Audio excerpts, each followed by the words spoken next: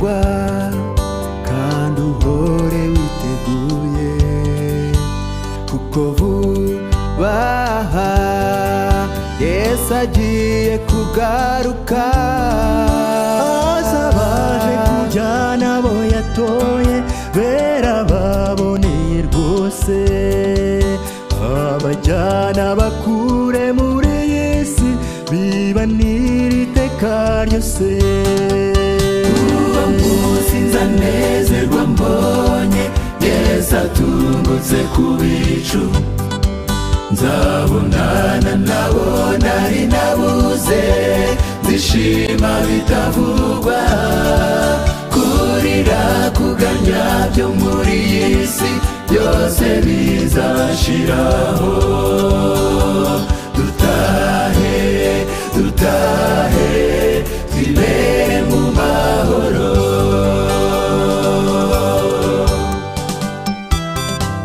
Intambara zo mu isi, indwara z'ibyorezo, inzara n'inzangano bizaba byakuweho. Urupfu ubupfubyi byo muri iyi si byose bizashiraho. Wifurije kuzaba aho heza mu bwami butazashira.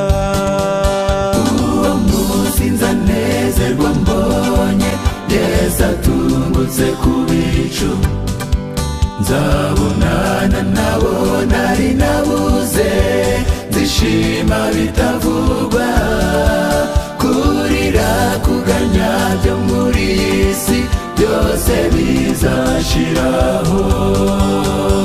Dutahe dutahe twibere mu mahoro.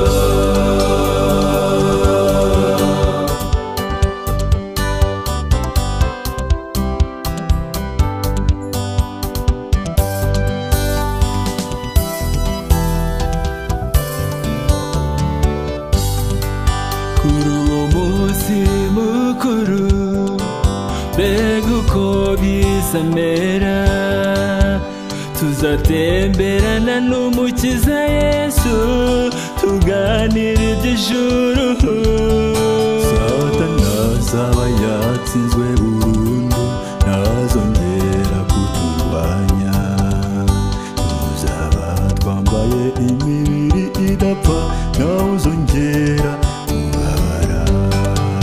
uwo munsi nzanezerwa mbonye Yesu atungutse ku bicu, nzabonana nabo nari nabuze, nzishima bitavugwa, kurira kuganya byo muri iyi si byose bizashiraho. Dutahe dutahe twibere mu mahoro. uwo munsi nzanezerwa mbonye Yesu atungutse ku bicu,